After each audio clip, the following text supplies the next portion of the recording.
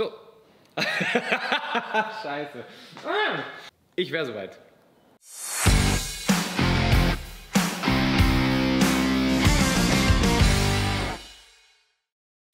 Hallo und herzlich willkommen zu einem neuen Video von Mr. Muswelt. Ich bin wieder zu Besuch bei Sebastian Hotz und was euch heute erwartet, das seht ihr hier. Viel Spaß dabei.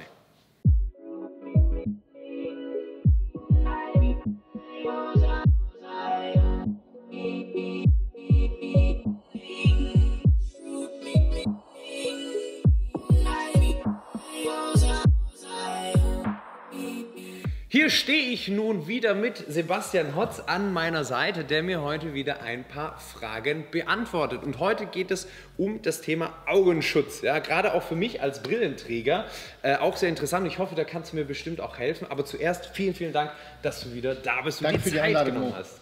Wie wichtig ist Augenschutz? Ich glaube, Augenschutz ist existenziell wichtig, nicht nur im privaten Bereich, sondern auch bei der Arbeit. Wir haben das wichtigste Sinnesorgan, sind die Augen. Und wir haben, wir nehmen 80% der Sinneseindrücke über das Auge wahr. Und, wirklich 80%? Ja. So viel? Ja. Okay. Und in diesem Fall ist es ein wichtiges Sinnesorgan und wir sollten es, so gut es geht, schützen, insbesondere bei der Arbeit. Hast du eine Zahl, woran wir festmachen können, wie wichtig es sein sollte? Ja, also die Augenärzte sprechen von 300.000 Augenverletzungen im Jahr.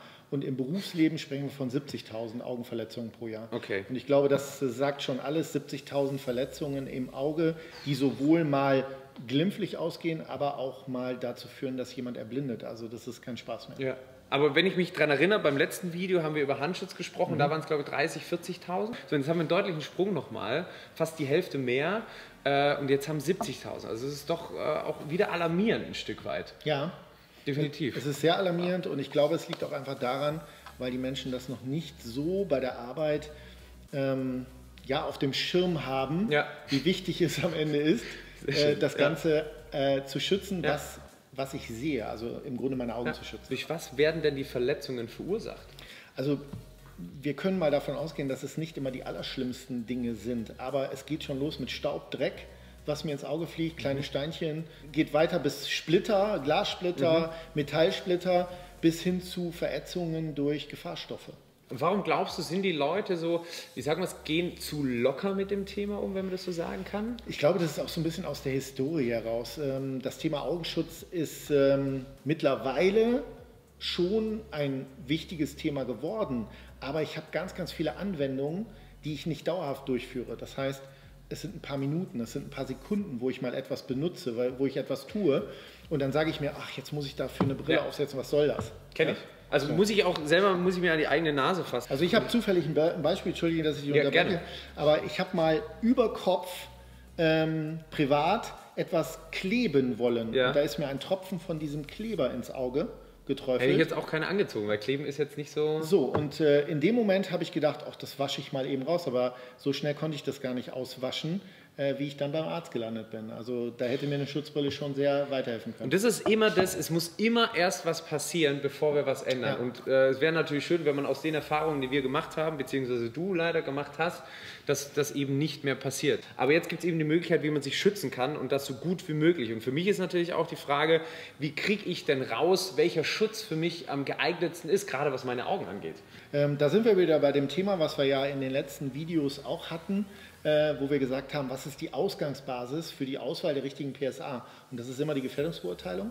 Das heißt, es muss die Anwendung beurteilt werden und dann die Gefährdung, die daraus entsteht. Und daraus kann ich dann die richtige Brille ableiten. Also auch wieder mir selber sollte die Qual der Wahl nicht obliegen, sondern das sollte eine fachkundige Person für mich entscheiden. Genau. Es geht am Ende natürlich in einer Gefährdungsbeurteilung nicht darum zu sagen, du musst eine grüne Brille tragen oder eine rote Brille, sondern es geht darum, schütze dein Auge vor mechanischen Risiken oder eben vor Gefahrstoffrisiken. Und dann habe ich immer noch die Auswahl, die ich selber treffen kann und kann sagen, die gefällt mir von dieser Auswahl oder die gefällt mir nicht. Ja, das ist natürlich, okay. Dann ist natürlich auch interessant, wir haben hier auch eine große Auswahl, die du mitgebracht hast, beziehungsweise war es eher eine kleinere Auswahl, vermutlich? Es ist eine kleinere Auswahl. Ja, eine kleinere Auswahl, dachte ich mir schon. Aber erzähl mir doch mal ein bisschen was drüber, beziehungsweise auch über die, weil ich glaube zu wissen, wofür sie gemacht ist. Für wen ist die denn gemacht? Ich gebe sie dir gleich an die Hand. Ganz kurz als Überblick, wir haben hier eine Überbrille, das heißt eine Brille, für Brillenträger. Wusste ich. Also Ja. ich denke, das war deine Für mich. Vermutung. Ja. Dann haben wir hier eine Auswahl an, kann man sagen, sportlichen Brillen, die unterschiedliche Gläser bzw. unterschiedliche Sichtscheiben haben. Gläser ist schon wieder das falsche Wort, sondern Sichtscheiben.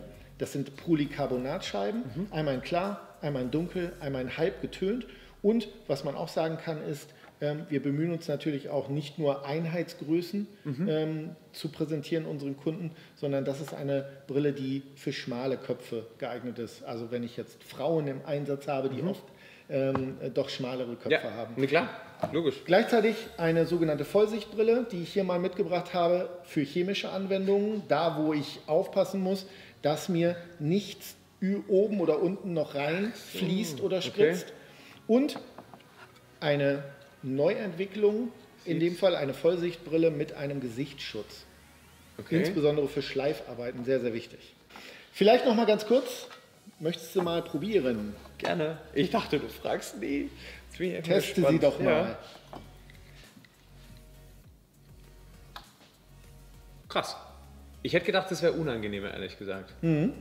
Also vor allem, sie sieht total bescheuert aus, aber sie fällt auch nicht runter. Also das wundert mich, weil ich habe auch hier keinen Bügel. Also sie liegt einfach an meinem Kopf an. Das ist sehr, also krass. Also ja, und ich denke auch, dass sie eben nicht stört. Nee, gar nicht. Dich als Brillenträger, sondern ganz im Gegenteil.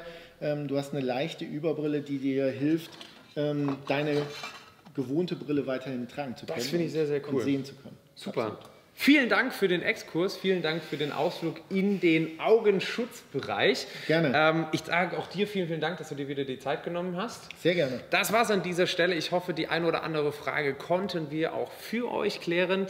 Ich freue mich aufs nächste Mal. Macht's gut, euer Mo.